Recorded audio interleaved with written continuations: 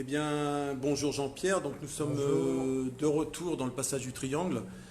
Ah, il y a Monsieur Léon qui dénigre notre projet. Bon, on est en campagne effectivement, mais on aimerait quand même rappeler quelques vérités. Et donc c'est pour ça que nous sommes là cet après-midi. Donc Jean-Pierre, je vais te passer la parole. On a quelques points, des mises au point à faire et quelques points à rectifier, tout à fait. Donc Jean-Pierre, si tu veux bien. Très bien. Oui, alors d'abord le premier point sur le programme. Monsieur Hervé de Léon parle d'un espace commercial, d'une galerie commerciale de 2500 mètres carrés. En fait, le projet du Triangle n'est pas une galerie commerciale, c'est d'abord et avant tout un espace polyvalent, un espace public, couvert pour parer aux intempéries. Il y en a de temps en temps à Perros-Guirec. Cet espace couvert représenterait environ 2000 mètres carrés. Une fois de plus, on est dans un pré-projet, des évaluations préliminaires. La variable d'ajustement pouvant être effectivement des maîtrises foncières qui n'auraient pas pu être faites. Donc on parle de l'ordre de 2000 m². En complément à ces 2000 m², on aurait une surface en périphérie de cette place du village, des surfaces de l'ordre de 500 m² au total, avec plus ou moins là aussi 100 à 200 m². Et ces surfaces seraient affectées tout d'abord aux commerces que l'on aurait déplacés pendant la phase de travaux, les commerces qui sont actuellement en place dans la galerie et dans le passage du Triangle, qui reviendraient s'ils le souhaitent. Ensuite, des surfaces affectées à des stockages de commerçants qui ont déjà des stockages sur place. Des stockages aussi pour le matériel, parce qu'il faut du matériel pour faire des estrades quand on a des événements. Si on fait un concert de musique, il faut des chaises, il faut des estrades, etc. Donc il faut des locaux. Et puis, pour finir, des surfaces possibles pour des échoppes, pour bars, quelques commerces en plus, peu importe, quelques commerces, peu importe. Quelques commerces, je veux dire. Globalement, ça ferait 500 m² au maximum. Donc 2000 m² d'un côté pour la place et 500 m² de locaux connexes. Ensuite, le deuxième point, c'est le parking souterrain. Alors, ça inquiète beaucoup de monde parce qu'on parle de nappe phréatique. Je ne veux pas trop rentrer dans les détails techniques, mais quand même. Mais il faut quand même montrer qu'on sait un peu de quoi on parle. Un parking sur un niveau un niveau de sous-sol, c'est 3 mètres environ d'excavation, de décaissement.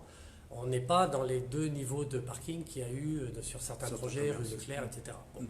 La nappe phréatique, on verra par rapport au résultat de sondage préalable, évidemment, où elle se trouve. On sait traiter, quand on le fait en amont, par des systèmes de cuvelage, c'est-à-dire étanchéité du volume du parking, et puis par un lestage du parking, par l'épaisseur d'un radier, c'est-à-dire qu'il faut évidemment que le béton, le poids propre du parking ne permette pas de soulever ce parking, principe d'Archimède.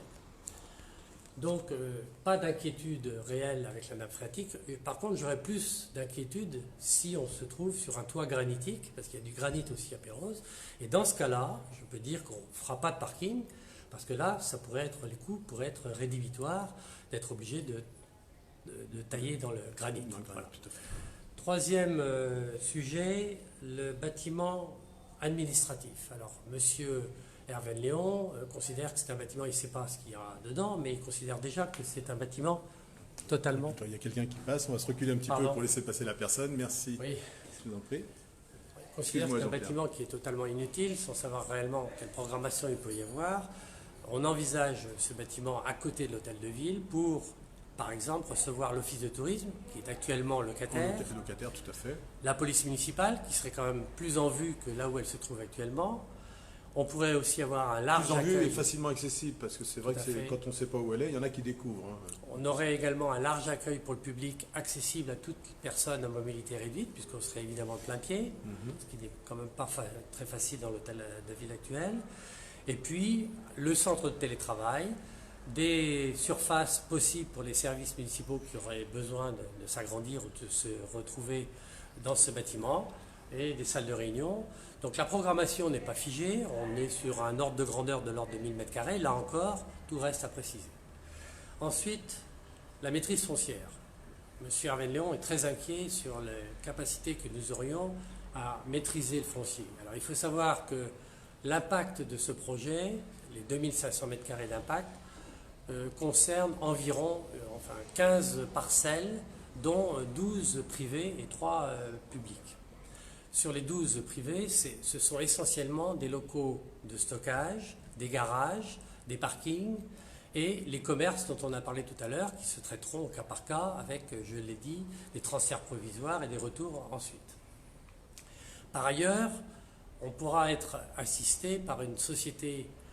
Tout à fait, si tu le permets, Jean-Pierre, oui. La SPL, tout à fait, oui. J'ai eu à ce sujet, voilà. Si tu permets, Jean-Pierre, le président de la SPL, c'est tout à fait le genre de projet qu'ils peuvent porter, de développer les centres-villes. La SPL, c'est Société Locale Publique. C'est un outil que LTC, l'Agnon Trégor Communauté, a mis en place pour pouvoir aider les communes. Donc ça pourrait être cet outil, cette SPL, qui porte la totalité du projet en partenariat, bien entendu, avec la commune. Donc toutes les recherches de financement, les aides pour trouver des solutions avec les propriétaires, tout ça, ça peut être porté avec la SPL. Et bien sûr, il y aurait un reste à charge à la commune, hein, bien entendu. Sachant que nous partirons du principe qu'il n'y aura aucune expropriation, que tout le monde doit être gagnant-gagnant dans cette opération, que ce sera des négociations à l'amiable. Dernier point, Monsieur Hervé Léon parle de 3 ans de travaux qui seraient catastrophiques pour le centre-ville avec des incidences très importantes sur l'environnement. C'est tout à fait faux. Là encore, ce type de projet dont on a déjà eu l'habitude de réaliser sur 2500 m², qui n'est quand même pas une surface non plus si pharaonique, on veut bien le dire, nécessite d'abord des études, une concertation pour commencer, des études de faisabilité, ensuite des études de détail, des consultations des entreprises. Donc il y a toute une période de préparation où il n'y a pas de travaux. Et ensuite, les travaux, on peut les estimer pour ce qui concerne la réalisation du parking et de la place centrale de l'ordre de 15 à 18 mois. Et pour le bâtiment de 1000 m² sur 3 niveaux, de l'ordre à peu près également de 15 à 18 mois. Donc on est très loin des 3 ans. Par ailleurs, c'est un chantier qui se situera en site propre, qui n'impacte pas sur la voirie publique. Et donc, les nuisances seront évidemment bien moindres dans ce cas. Voilà. Voilà, je crois qu'on a vu, on a fait On a fait à peu près le tour. Donc, nous, cette vidéo, en réalité, c'était pour rassurer. Nous, on n'est pas là. Enfin, moi, demain, je suis élu. Mon rôle, c'est de rassurer la population, de rassurer les commerçants, d'être quelqu'un de sérieux, de pas faire peur aux gens. Quand on parle de concertation, on l'a dit tout au long de nos lives, on fera de la concertation, bien entendu. Ce serait malvenu de commencer à dire qu'on va exproprier les gens. Jamais ce mot n'a été utilisé et je souhaite jamais l'utiliser. C'est pas le but. Le but, c'est d'avoir un projet avec les commerçants, pour Perros-Guirec, pour son centre-ville, et développer Perros-Guirec et le centre-ville, certains commerçants. Toute l'année, tout à fait. Il se trouve quand même qu'il y a des mois d'hiver qui ne sont pas toujours faciles à passer. Les intempéries sont parfois imprévisibles, donc quand on organise des événements, on peut être contraint de se remettre à l'abri. Là, avec cet espace couvert, ce sera beaucoup plus facile de programmer les événements à l'avance. Et je précise que si quiconque a besoin de précision ou d'être rassuré sur notre capacité à gérer ce genre de projet, je suis évidemment à leur disposition. Jusqu'à demain. Jusqu'à demain. Jusqu'à demain, et après, bien entendu, oui. Plutôt que de croire certaines allégations qui sont totalement erronées, totalement fausses. Voilà, merci. Voilà. Donc, j'espère... Hop, je change de côté, si je peux. Voilà, j'espère, ça y est, c'est moi. J'espère qu'on vous a rassuré, donc ne vous inquiétez pas, on fera rien sans vous. C'est avec vous, les commerçants, les propriétaires, les Perrosiens, qu'on fera ce projet qui, pour moi, est un vrai projet phare pour la prochaine mandature. Maintenant, c'est ensemble qu'on le fera. Il n'y a pas d'autre solution. Voilà, donc je vous remercie de votre attention. Je vois que vous étiez monté, on était plus de 20 tout à l'heure à nous écouter en direct, même si on n'avait pas annoncé ce live. Je vois qu'il y en a qui regardent Facebook en permanence. Je vous remercie d'avoir regardé en direct. C'est un projet passionnant. C'est un projet passionnant, c'est vrai. Je vous remercie, bonne soirée, et puis rendez-vous pour notre live de tout à l'heure de 18h sur le collectif, le pacte citoyen, donc, et sur l'environnement. Donc nous serons plusieurs à intervenir. Bonne soirée et à tout à l'heure 18h30. Merci.